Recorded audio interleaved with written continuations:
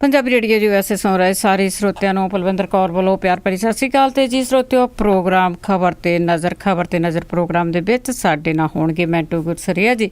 ਦੱਸਣਗੇ ਕਿ ਪੰਜਾਬ ਭਰ ਦੇ ਵਿੱਚ ਕੀ ਹੋ ਰਿਹਾ ਆ, ਖਬਰਾਂ ਦੇ ਪਿੱਛੇ ਕੀ ਹੁੰਦਾ ਆ, ਉਸ ਦੀ ਆਪਾਂ ਗੱਲਬਾਤ ਕਰਾਂਗੇ। ਸਾਡੇ ਨਾਲ ਜੁੜ ਚੁੱਕੇ ਨੇ ਮੈਂਟੂ ਗੁਰਸਰੀਆ ਜੀ। ਸਤਿ ਸ਼੍ਰੀ ਅਕਾਲ, ਸਵਾਗਤ ਹੈ ਜੀ। ਮੈਂਟੂ ਗੁਰਸਰੀਆ ਜੀ, ਆਪਾਂ ਗੱਲਬਾਤ ਕਰਦੇ ਹਾਂ। ਅੱਜ ਦੀ ਜਿਹੜੀ ਪਹਿਲੀ ਖਬਰ ਆ ਕਿ CM ਦੇ ਹਲਕੇ 'ਚ ਪੁਲਿਸ ਨੇ ਸੁਵਿਧਾ ਮੁਲਾਜ਼ਮਾਂ ਦੀ ਡਾਂਗ ਨਾਲ ਕੀਤੀ ਸੇਵਾ। ਮੈਂਟੂ ਗੁਰਸਰੀਆ ਜੀ, ਸਤਿ ਸ਼੍ਰੀ ਅਕਾਲ, ਸਵਾਗਤ ਹੈ ਜੀ। ਜੀ ਸ਼ੁਕਰੀਆ ਜੀ ਸਾਰਿਆਂ, ਸਤਿ ਸ਼੍ਰੀ ਅਕਾਲ। ਤੇ ਜੀ ਆਪਾਂ ਪਹਿਲੀ ਸਭ ਤੋਂ ਖਬਰ ਕਰਦੇ ਹਾਂ ਕਿ CM ਦੇ ਹਲਕੇ ਦੇ ਵਿੱਚ, ਜਿਸ ਤਰ੍ਹਾਂ ਤੁਹਾਨੂੰ ਪਤਾ ਹੀ ਆ ਕਿ ਜਿਹੜੀ ਪੁਲਿਸ ਆ ਪੰਜਾਬ ਦੀ ਤੇ ਸਾਡੇ ਸਰਕਾਰ ਆ, ਉਹ ਸੇਵਾ ਹੀ ਕਰਦੀ ਆ, ਤੇ ਸੁਵਿਧਾ ਮੁਲਾਜ਼ਮਾਂ ਦੀ ਸੇਵਾ ਕੀਤੀ ਗਈ ਡਾਂਗਾਂ ਦੇ ਨਾਲ। ਬਿਲਕੁਲ ਜੀ, ਸਾਰਿਆਂ ਦੀ ਸੇਵਾ 9.5 ਸਾਲਾਂ 'ਚ ਲਗਭਗ ਹੋ ਚੁੱਕੀ ਹੈ। ਇਹ ਰਹਿੰਦੇ ਸਨ ਸੁਵਿਧਾ ਕੇਂਦਰਾਂ ਵਾਲੇ, ਇਹਨਾਂ ਦੀ ਵੀ ਸੇਵਾ ਜਿਹੜੀ ਅੱਜ ਕਰ ਦਿੱਤੀ ਗਈ। ਤੇ ਫਿਰ ਉਹ ਜਿਹੜਾ ਸੇਵਾ ਰਾਜ ਨਹੀਂ ਸੇਵਾ ਵਾਲਾ ਜਿਹੜਾ ਨਾਅਰਾ ਹੈ, ਉਹਨੂੰ ਸਾਰਥਕ ਬਣਾ ਦਿੱਤਾ ਗਿਆ। ਇਹ ਅਸਲ ਦੇ ਵਿੱਚ ਕਾਫੀ ਦਿਨਾਂ ਤੋਂ ਇੱਥੇ ਬੈਠੇ ਹੋਏ ਸਨ। ਲੰਬੀ ਦੇ ਵਿੱਚ ਇਹਨਾਂ ਨੇ ਧਰਨਾ ਲਾਇਆ ਹੋਇਆ ਸੀਗਾ, ਸ਼ਾਂਤਮਈ ਢੰਗ ਨਾਲ ਬੈਠੇ ਸਨ। ਪਰ ਜਿਉਂ-ਜਿਉਂ ਇਲੈਕਸ਼ਨ ਦੇ ਦਿਨ ਨੇੜੇ ਆ ਰਹੇ ਆ, ਜਿਵੇਂ-ਜਿਵੇਂ ਸਮਾਂ ਲੰਘਦਾ ਜਾ ਰਿਹਾ, ਤਿਵੇਂ-ਤਿਵੇਂ ਇਹਨਾਂ ਸੰਘਰਸ਼ਸ਼ੀਲ ਮੁਲਾਜ਼ਮਾਂ ਦਾ, ਇਕੱਠੇ ਮੁਲਾਜ਼ਮਾਂ ਦਾ ਜਿਹੜਾ ਹੌਸਲਾ ਸਿੱਧਕ ਆ, ਉਹ ਜਵਾਬ ਦੇਈ ਜਾਂਦਾ ਕਿਤੇ ਨਾ ਕਿਤੇ। ਸੋ ਇਹਨਾਂ ਨੇ ਅੱਜ ਅਚਾਨਕ ਬਾਦਲ ਪਿੰਡ ਨੂੰ ਚਾਲੇ ਪਾ ਦਿੱਤੇ। ਰਸਤੇ ਦੇ ਵਿੱਚ 2 ਬੈਰੀਕੇਡ ਸੀਗੇ, 2 ਨਾਕੇ ਸੀਗੇ। ਇਹਨਾਂ ਦੀ ਗਿਣਤੀ ਜ਼ਿਆਦਾ ਸੀ, ਉੱਥੇ ਪੁਲਿਸ ਘੱਟ ਸੀ। ਇਹ ਧੱਕਾ ਮੁੱਕੀ ਕਰਕੇ ਉੱਥੋਂ ਲੰਘੇ। ਜਦੋਂ ਲੰਘੇ ਤੇ ਬਾਦਲ ਪਿੰਡ ਨੂੰ ਇਹਨਾਂ ਨੇ ਕੂਚ ਕਰ ਦਿੱਤਾ। ਬਿਲਕੁਲ ਨੇੜੇ ਪਹੁੰਚ ਗਏ, ਉਦੋਂ ਪੁਲਿਸ ਦੇ ਅਫਸਰਾਂ ਦੇ ਵਿੱਚ ਅਫੜਾ ਦਫੜੀ ਮਚ ਗਈ। ਕੀ ਬਣ ਗਿਆ? ਫਿਰ ਉਹਨਾਂ ਨੇ ਲਾਗੇ ਪਾਸੋਂ ਜਿੰਨੀਆਂ ਹੋਰ ਪੁਲਿਸ ਟੁਕੜੀਆਂ ਸਨ, ਤੈਨਾਤ ਸਨ, ਜਾਂ ਹੋਰ ਥਾਣੇ ਦੇ ਵਿੱਚ ਨਫਰੀ ਸੀ ਜਿਹੜੀ, ਉਹ ਸਾਰੀ ਬੁਲਾ ਲਈ ਤੇ ਫਿਰ ਅੱਗੇ ਇਹਨਾਂ ਨੂੰ ਬੈਰੀਕੇਡ ਕੀਤਾ ਗਿਆ। ਉੱਥੇ ਵੀ ਇਹਨਾਂ ਨੇ ਅੱਗੇ ਵਧਣ ਦੀ ਕੋਸ਼ਿਸ਼ ਕੀਤੀ। ਫਿਰ ਜ਼ਬਰਦਸਤ ਲਾਠੀਚਾਰਜ ਹੋਇਆ।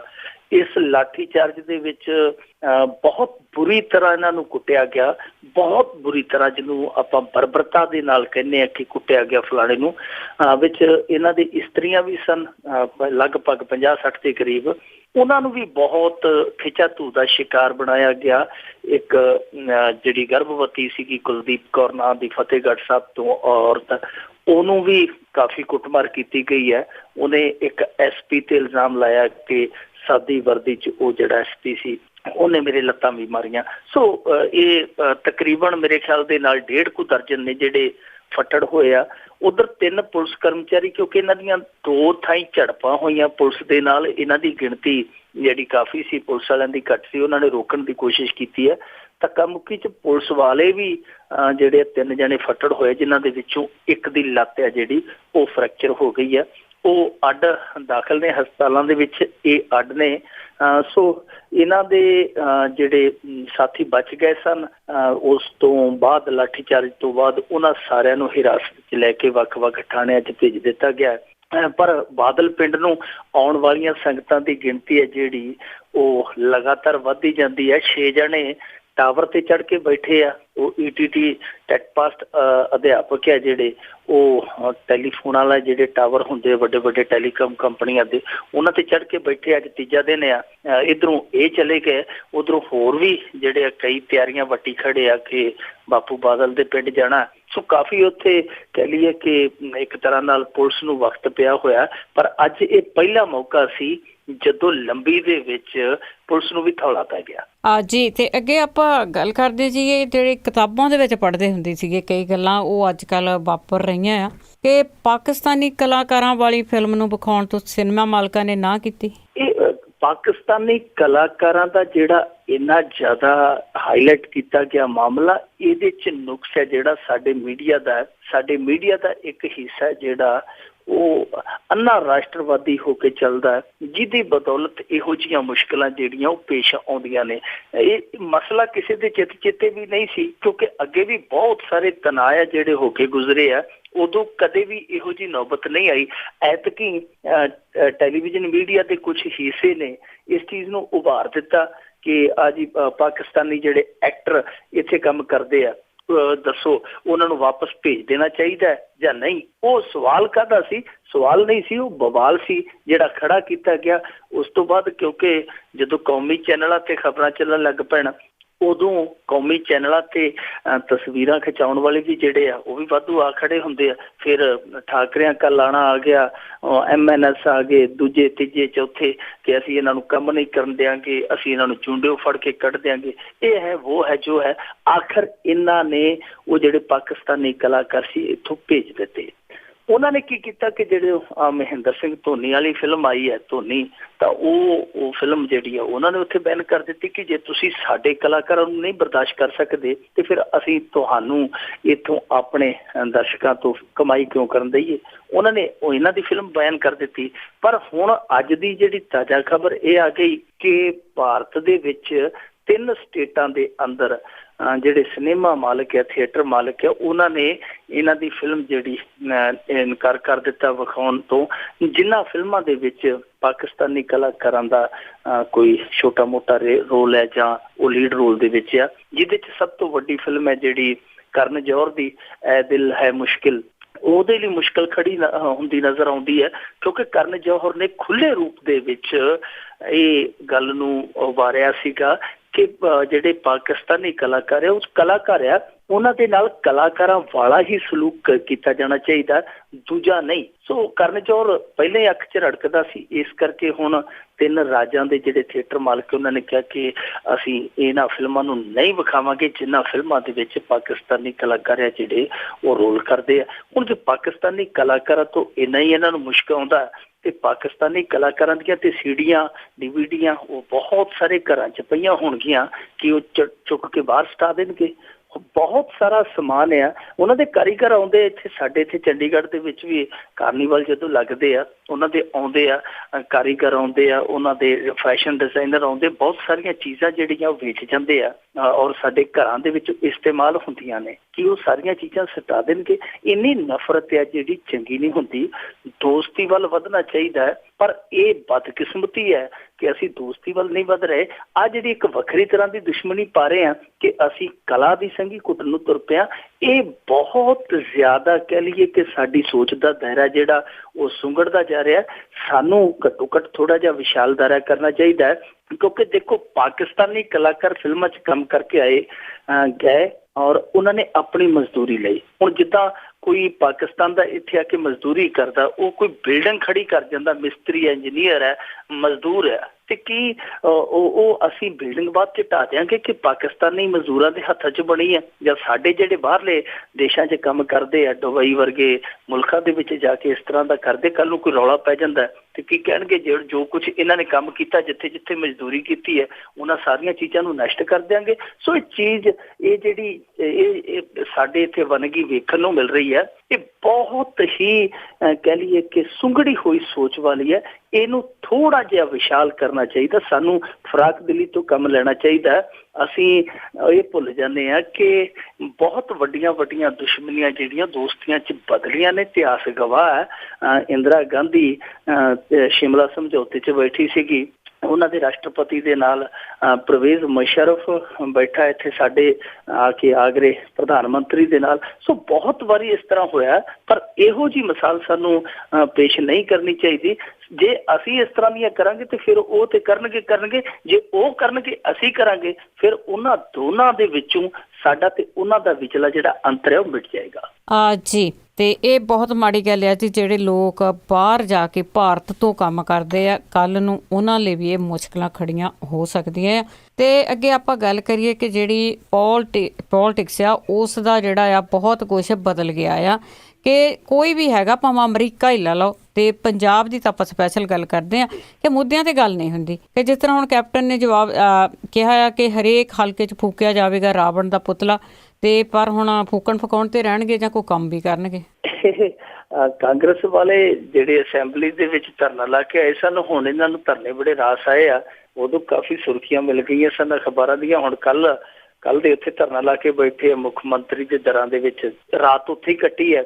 ਅੱਜ ਜਿਹੜਾ ਇਹਨਾਂ ਦਾ ਪ੍ਰਧਾਨ ਹੈ ਕੈਪਟਨ ਅਮਰਿੰਦਰ ਸਿੰਘ ਉੱਥੇ ਚਲਾ ਗਿਆ ਕਿਉਂਕਿ ਉਹ ਮਸਲਾ ਜਿਹੜਾ ਵਿਗੜਿਆ ਸੀ ਉਹ ਚਿੱਟੇ ਦੇ ਰਾਵਣ ਤੋਂ ਵਿਗੜਿਆ ਸੀ। ਉੱਥੇ ਕੈਪਟਨ ਜਾ ਕੇ ਆਖਿਆ ਕਿ ਇਹਨਾਂ ਨੇ ਇੱਕ ਸਾਡਾ ਚਿੱਟਾ ਰਾਵਣ ਨਹੀਂ ਸੀ ਫੂਕਣ ਦਿੱਤਾ ਤੇ ਅਸੀਂ ਹੁਣ ਸਾਰੇ ਹਲਕਿਆਂ 'ਚ ਫੂਕਾਂਗੇ, ਇਹ ਰੋਕ ਲੈਣ। ਸੋ ਕੈਪਟਨ ਅਮਰਿੰਦਰ ਸਿੰਘ ਉੱਥੇ ਹੋਰ ਲਲਕਾਰ ਹੈ ਜਿਹੜੀ ਪਰ ਆਇਆ ਪਰ ਉਹ ਚਿੱਟਾ ਰਾਵਣ ਫੂਕਣ ਵਾਲਾ ਕਲੇਸ਼ ਹੈ ਜਿਹੜਾ, ਉਹ ਵਾਕਿਆ ਤੁਹਾਡੀ ਗੱਲ ਸਹੀ ਹੈ ਕਿ ਮੁੱਦਿਆਂ ਦੀ ਰਾਜਨੀਤੀ ਜਿਹੜੀ ਹੋਣੀ ਚਾਹੀਦੀ ਹੈ ਉਹ ਸਾਰਿਆਂ ਦੇ ਜਿਹੜੀ ਧਿਆਨ ਆ, ਸਾਰਿਆਂ ਦੀ ਨਿਗਾਹ ਜਿਹੜੀ ਉਹ ਖਿੱਚ ਕੇ ਲੈ ਗਿਆ ਚਿੱਟਾ ਰਾਵਣ। ਚਿੱਟਾ ਤੇ ਵੈਸੇ ਹੀ ਸਾਡੇ ਇੱਥੇ ਬਹੁਤ ਆ, ਕਦੇ ਚਿੱਟਾ ਕਫਨ, ਕਦੇ ਚਿੱਟਾ ਉਹ ਜਿਹੜਾ ਖਾਣ ਪੀਣ ਵਾਲਾ ਚਿੱਟਾ, ਹੋਰ ਬਹੁਤ ਕਿਸਮ ਦਾ ਚਿੱਟਾ, ਸੱਥਰ ਵੀ ਚਿੱਟਿਆਂ ਦਾ ਨਾਲ ਤੇ ਬਹੁਤ ਵਾਹ ਆ। ਪਰ ਇਹ ਅਫਸੋਸ ਦੀ ਗੱਲ ਹੈ ਕਿ ਰਾਜਨੀਤੀ ਉਸ ਮੁਹਾਜ ਤੇ ਜਦੋਂ ਮੁੱਦਿਆਂ ਦੀ ਗੱਲ ਹੋਣੀ ਚਾਹੀਦੀ ਉਦੋਂ ਵੀ ਚਿੱਟਿਆਂ ਦਾ ਖੜਾ ਨਹੀਂ ਛੱਡਦੇ ਪਏ।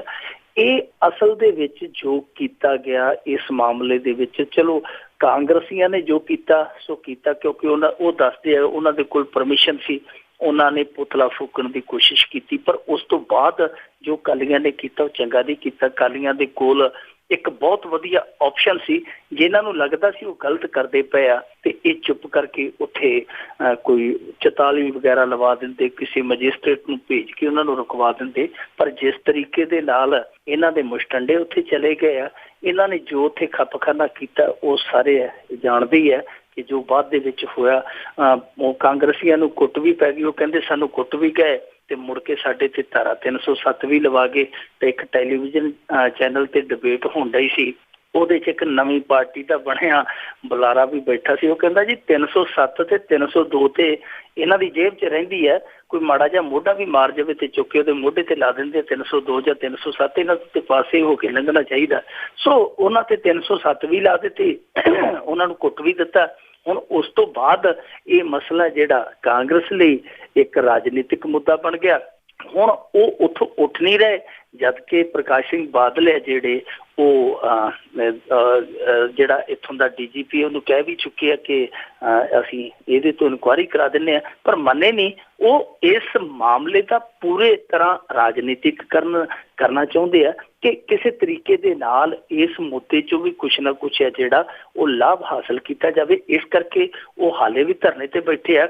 ਅੱਗੇ ਹੋਰ ਐਲਾਨ ਕਰ ਦਿੱਤਾ ਹੈ ਕਿ ਅਸੀਂ ਨਿਰੰਤਰ ਇਹ ਜਿਹੜਾ ਧਰਨਾ ਜਾਰੀ ਰੱਖਾਂਗੇ, ਯਾਨੀ ਸਾਡੇ ਜ਼ਿਲ੍ਹਿਆਂ ਦੇ ਰੂਟੀਨ ਵਾਈਜ਼ ਜਿਹੜੇ ਅਹੁਦੇਦਾਰ ਉਹ ਆ ਕੇ ਇਸ ਧਰਨੇ 'ਚ ਬਹਿੰਦੇ ਰਹਿਣਗੇ। ਪਰ ਕਮਾਲ ਦੀ ਗੱਲ ਹੈ ਕਿ ਦੇਖ ਲਓ ਉੱਥੇ ਉਹ ਇਹਨਾਂ ਦਾ ਬੂਹਾ ਬੰਦ ਕਰਕੇ ਬੈਠੇ ਆ ਤੇ ਇੱਥੇ ਜਿਹੜੀਆਂ ਧੀਆਂ ਭੈਣਾਂ ਉਹ ਬਾਦਲ ਪਿੰਡ ਦੇ ਵਿੱਚੋਂ ਨਹੀਂ ਲੰਘ ਸਕਦੀਆਂ, ਉਹਨਾਂ ਨੂੰ ਰਾਹ ਦੇ ਵਿੱਚ ਹੀ ਘੇਰ ਕੇ ਕੁੱਟ ਦਿੱਤਾ ਜਾਂਦਾ।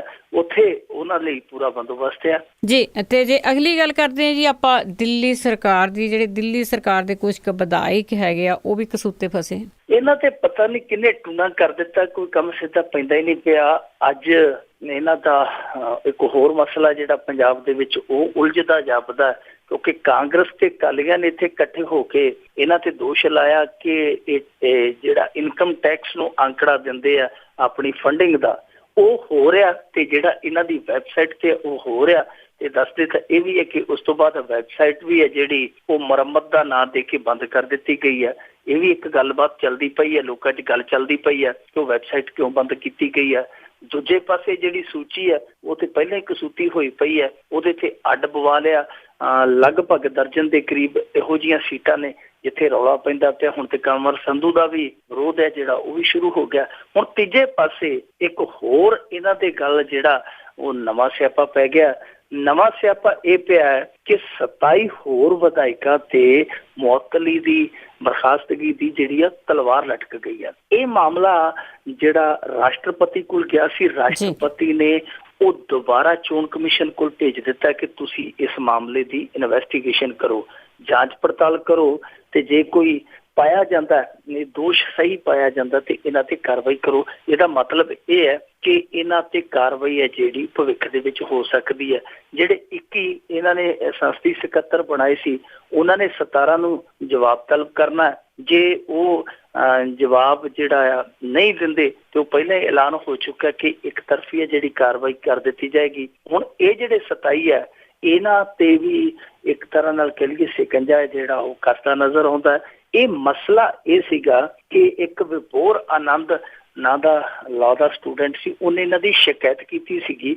ਸ਼ਿਕਾਇਤ ਇਹ ਸੀਗੀ ਕਿ ਇਹਨਾਂ ਨੇ 27 ਦੇ 27 ਜਿਹੜੇ MLA ਆ ਉਹ ਰੋਗੀ ਕਲਿਆਣ ਸੁਸਾਇਟੀਆਂ ਦੇ ਪ੍ਰਧਾਨ ਬਣਾ ਦਿੱਤੇ ਆ। ਹੁਣ ਇਸ ਮਸਲੇ ਨੂੰ ਉਹ ਰਾਸ਼ਟਰਪਤੀ ਤੱਕ ਲੈ ਗਿਆ। ਰਾਸ਼ਟਰਪਤੀ ਨੇ ਅੱਗੇ ਚੋਣ ਕਮਿਸ਼ਨ ਨੂੰ ਵਾਪਸ ਭੇਜ ਦਿੱਤਾ ਕਿ ਤੁਸੀਂ ਇਸ ਮਸਲੇ ਦੀ ਜਾਂਚ ਪੜਤਾਲ ਕਰੋ।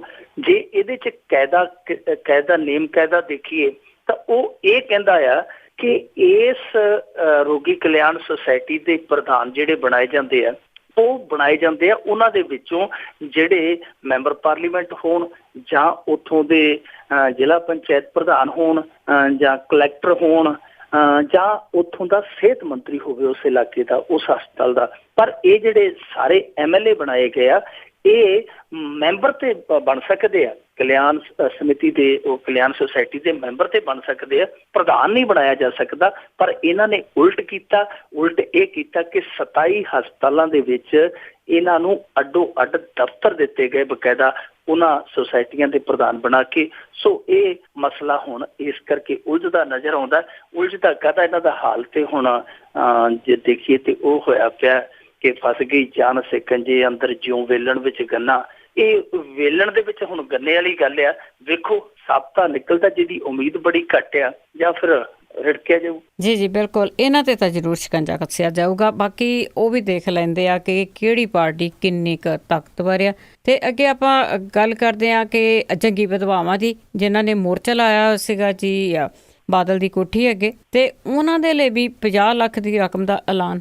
ਜੰਗੀ ਵਿਧਵਾਵਾਂ ਬਹੁਤ ਲੰਮੇ ਸਮੇਂ ਤੋਂ ਉੱਥੇ ਸੰਘਰਸ਼ ਕਰਦੀਆਂ ਪਈਆਂ। ਨਾਲ ਹੋਰ ਵੀ ਪਰਿਵਾਰ ਆ ਜਿਨ੍ਹਾਂ ਦੀਆਂ ਮਤਲਬ ਕਿ ਵਿਧਵਾਵਾਂ ਨਹੀਂ ਰਹੀਆਂ, ਜੰਗੀ ਫੌਜੀਆਂ ਦੀਆਂ ਵਿਧਵਾਵਾਂ ਨਹੀਂ ਰਹੀਆਂ, ਉਹਨਾਂ ਦੇ ਗਾਂ ਪੁੱਤ ਪੋਤਰੇ ਆ ਜਿਹੜੇ ਉਹ ਵੀ ਉੱਥੇ ਬੈਠੇ ਆ। ਇਹ ਲਗਭਗ 150 ਦੇ ਕਰੀਬ ਪਰਿਵਾਰ ਆ ਲੰਮੇ ਸਮੇਂ ਤੋਂ ਉੱਥੇ ਸੰਘਰਸ਼ ਕਰਦੇ ਪਏ ਆ। ਇਹ ਉਦੋਂ ਸੁਰਖੀ ਦੇ ਵਿੱਚ ਆਏ ਜਦੋਂ ਕਾਂਗਰਸੀ ਉੱਥੇ ਧਰਨਾ ਲਾਉਣ ਗਏ ਤੇ ਉੱਥੇ ਇੱਕ ਬੀਬੀ ਹੈ ਜਿਹੜੀ ਉਹਨੇ ਫਿਰ ਆਪਣੇ ਦਿਲ ਦਾ ਗੁਬਾਰ ਕੱਢਿਆ। ਉਹ ਕਹਿੰਦੀ ਕਿ ਅਸੀਂ ਤੇ ਇੱਥੇ 1.5 ਮਹੀਨੇ ਦੇ ਬੈਠੇ ਆ, ਸਾਡੇ ਕੋਲ ਤੇ ਕੋਈ ਸਹੂਲਤ ਨਹੀਂ। ਖਾਸ ਤੌਰ ਤੇ ਬੀਬੀਆਂ ਨੂੰ ਬਹੁਤ ਪਰੇਸ਼ਾਨੀ ਆਉਂਦੀ ਹੈ। ਜੋ ਵੀ ਉਹਨਾਂ ਨੇ ਆਪਣੇ ਸਰੀਰਕ ਕਿਰਿਆਵਾਂ ਵੀ ਕਰਨੀਆਂ ਹੁੰਦੀਆਂ ਉਹਦੇ ਲਈ ਵੀ ਕੋਈ ਪ੍ਰਬੰਧ ਨਹੀਂ ਕੀਤਾ ਗਿਆ। ਜਦ ਕਿ ਇੱਥੋਂ ਧੂੜ ਉਡਾਉਂਦੇ ਵੱਡੇ ਵੱਡੇ ਅਫਸਰਾਂ ਦੀਆਂ ਗੱਡੀਆਂ ਸਾਡੇ ਕੋਲੋਂ ਲੰਘ ਜਾਂਦੀਆਂ, ਕਦੇ ਕਿਸੇ ਨੇ ਖੜ ਕੇ ਪੁੱਛੇ ਨਹੀਂ ਭਾਈ ਤੁਹਾਡੀ ਸਮੱਸਿਆ ਕੀ ਹੈ। ਉਦੋਂ ਬਾਅਦ ਫਿਰ ਥੋੜਾ ਜਿਹਾ ਇਹਨਾਂ ਨੂੰ ਕਹੀਏ ਕਿ ਇਲਮ ਹੋਇਆ ਕਿ ਇਹ ਸਾਡੇ ਲਈ ਬਹੁਤ ਨਮੋਸ਼ੀਜਨਕ ਗੱਲ ਆ। ਇਸ ਕਰਕੇ ਜਦੋਂ ਇਹ ਮਾਮਲਾ ਚੈਨਲਾਂ ਤੇ ਚੱਲਿਆ ਉਸ ਤੋਂ ਬਾਅਦ ਥੋੜੀ ਜਿਹੀ ਹਿਲਜੁਲ ਹੋਈ ਤੇ ਅੱਜ ਇਹਨਾਂ ਪਰਿਵਾਰਾਂ ਦੇ ਲਈ ਇਹਨਾਂ ਨੇ 50-50 ਲੱਖ ਰੁਪਈਆ ਜਿਹੜਾ ਉਹ ਦੇਣ ਦਾ ਐਲਾਨ ਕਰ ਦਿੱਤਾ ਕਿ 2 ਕਿਸ਼ਤਾਂ 'ਚ ਅਸੀਂ ਦਿਆਂਗੇ। ਅਸੀਂ ਜ਼ਮੀਨ ਨਹੀਂ ਦੇਣੀ ਕਿਉਂਕਿ ਉਸ ਸਮੇਂ ਜਿਹੜੇ 1962, 65 ਤੇ 71 ਦੇ ਜੰਗ ਹੋਏ ਆ ਉਹਨਾਂ ਦੇ ਵਿੱਚ ਜਿਹੜੇ ਫੌਜੀ ਮਾਰੇ ਗਏ ਸਨ ਉਹਨਾਂ ਦੇ ਪਰਿਵਾਰਾਂ ਲਈ ਇੱਕ ਬਕਾਇਦਾ ਸਕੀਮ ਲਿਆਂਦੀ ਗਈ ਸੀ ਉਸ ਸਮੇਂ ਕਿ 10-10 ਕਿੱਲੇ ਜ਼ਮੀਨ ਦਿਆਂਗੇ। ਉਹ ਬਾਅਦ ਦੇ ਵਿੱਚ ਜਦੋਂ ਨੋਟੀਫਿਕੇਸ਼ਨ ਤੋਂ ਬਾਅਦ ਜ਼ਮੀਨਾਂ ਦੇ ਰੇਟ 10 ਸਾਲਾਂ ਬਾਅਦ 15 ਸਾਲਾਂ ਬਾਅਦ ਜਿਹੜੇ ਉਹ ਯਕਦਮ ਵੱਧ ਗਏ। ਫਿਰ ਇਹ ਜਿਹੜਾ ਸਰਕਾਰ ਦਾ ਨੋਟੀਫਿਕੇਸ਼ਨ ਸੀ ਕਿਤੇ ਨਾ ਕਿਤੇ ਆਪਣੇ ਕੰਮ ਤੋਂ ਅਸਲ ਆਪਣੇ ਮਕਸਦ ਤੋਂ ਇਹ ਫਿਰ ਲਾਂਭੇ ਹੋ ਗਿਆ।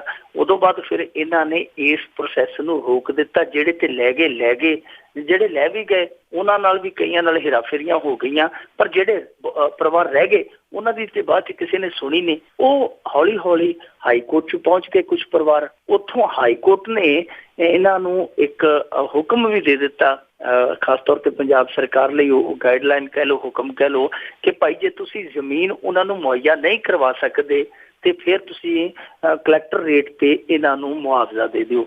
ਪਰ ਦੋਏ ਚੀਜ਼ਾਂ ਜਿਹੜੀਆਂ ਉਹ ਅੱਜ ਤੱਕ ਨਹੀਂ ਮਿਲੀਆਂ। ਇਸ ਕਰਕੇ ਫਿਰ ਇਹਨਾਂ ਨੂੰ ਲੱਗਿਆ ਕਿ ਹੁਣ ਸਮਾਂ ਜਿਹੜਾ ਉਹ ਲੰਘਦਾ ਜਾਂਦਾ, ਰੇਤ ਵਾਂਗੂ ਮੁੱਠੀ 'ਚ ਗਿਰਦਾ ਜਾਂਦਾ ਤੇ ਘੱਟੋ ਘੱਟ ਇਸ ਜਾਂਦੇ ਸਮੇਂ ਦੀ ਅਸੀਂ ਥੋੜ੍ਹੀ ਜਿਹੀ ਭਰਪਾਈ ਕਰਾ ਲਈਏ ਸਰਕਾਰ ਤੋਂ।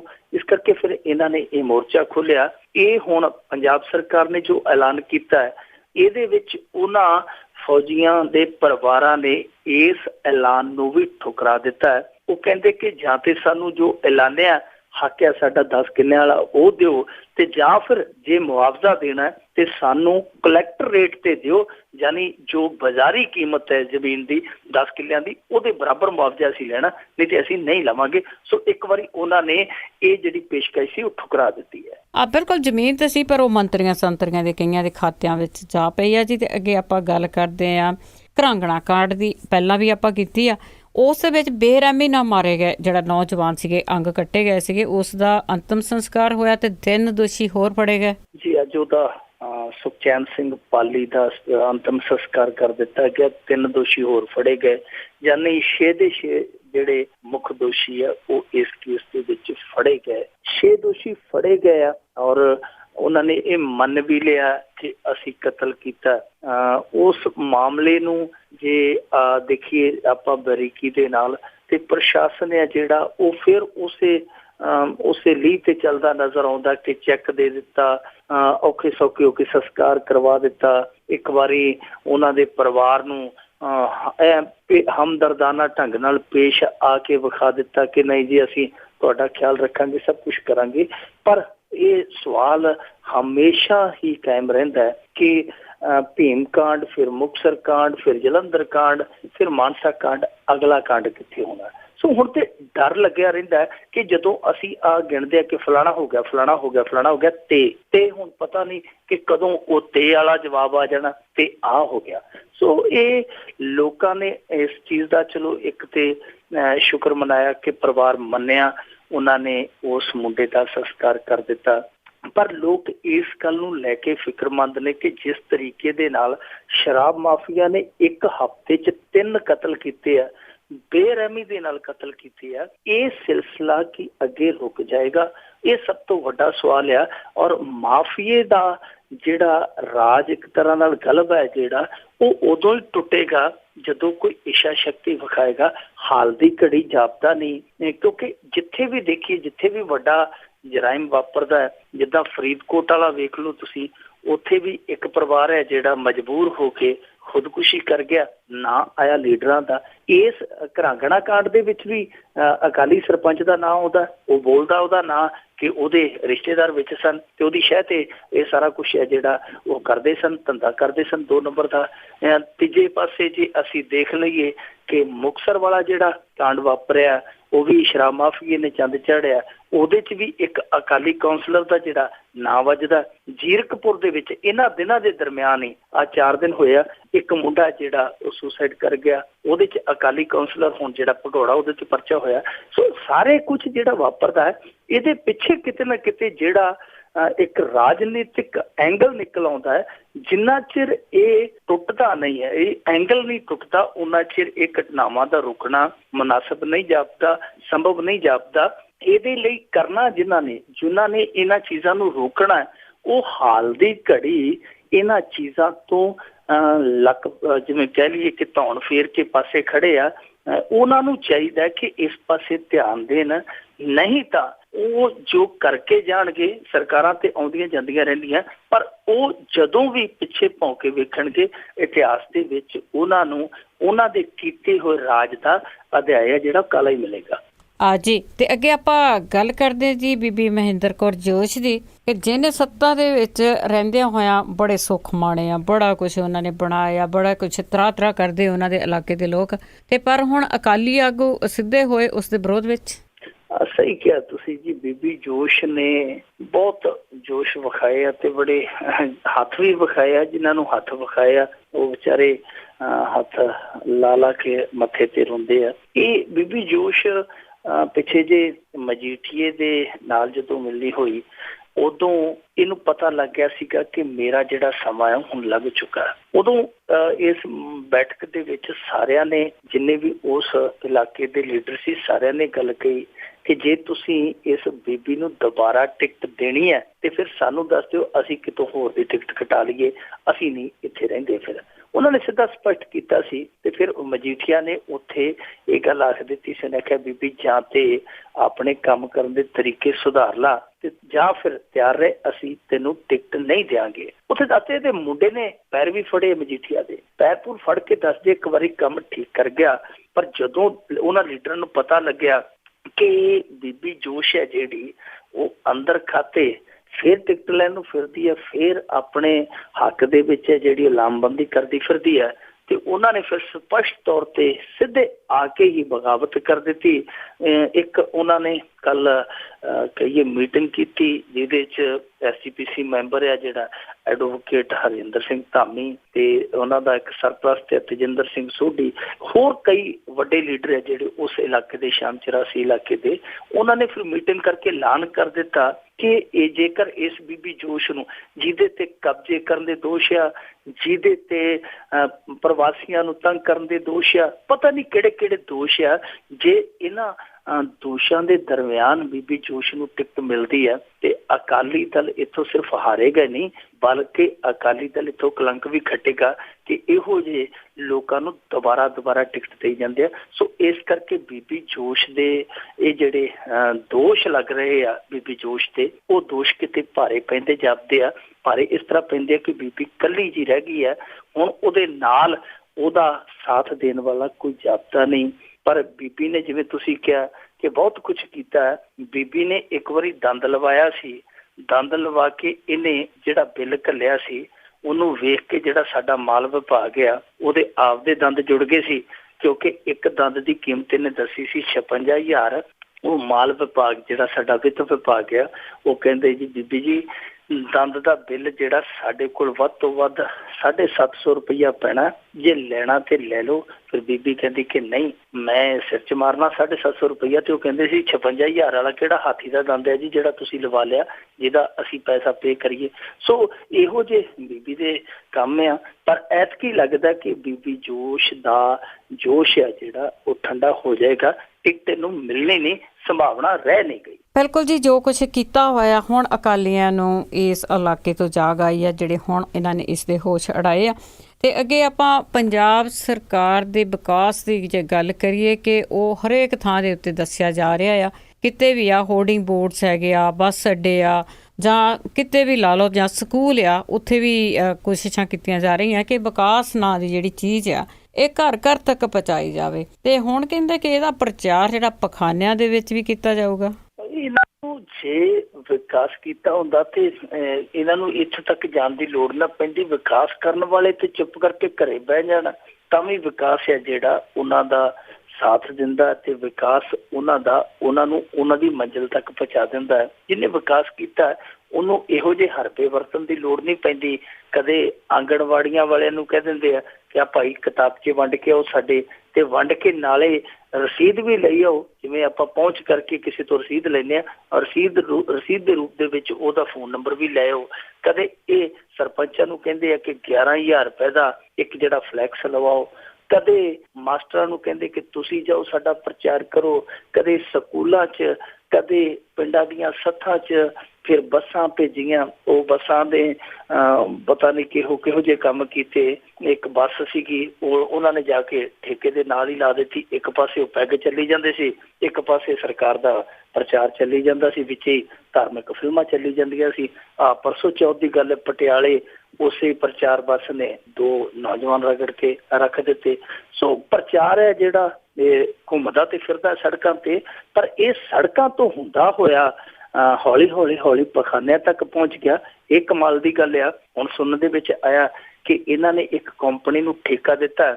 ਉਹ ਕੰਪਨੀ ਨੇ ਕਰਨਾ ਕੀ ਹੈ? ਕੰਪਨੀ ਦਾ ਕੰਮ ਇਹ ਹੋਏਗਾ ਕਿ ਉਹ ਸਪੀਕਰ ਫਿੱਟ ਕਰ ਦੇਗੀ ਹਰੇਕ ਥਾਂ ਤੇ, ਜਿੱਥੇ ਵੀ ਬੱਸ ਅੱਡਿਆਂ 'ਚ ਜਨਤਕ ਪਖਾਨੇ ਆ, ਤੇ ਜਦੋਂ ਵੀ ਲੋਕ ਪਖਾਨਾ ਵਰਤਣ ਜਾਇਆ ਕਰਨਗੇ, ਉਹ ਜਦੋਂ ਵੀ ਦਾਖਲ ਹੋਇਆ ਕਰਨਗੇ ਤੇ ਉਹਨਾਂ ਨੂੰ ਅੰਦਰ ਵਿਕਾਸ ਦੇ ਗੀਤ ਹੈ ਜਿਹੜੇ ਸੁਣਾਈ ਦਿਆ ਕਰਨਗੇ।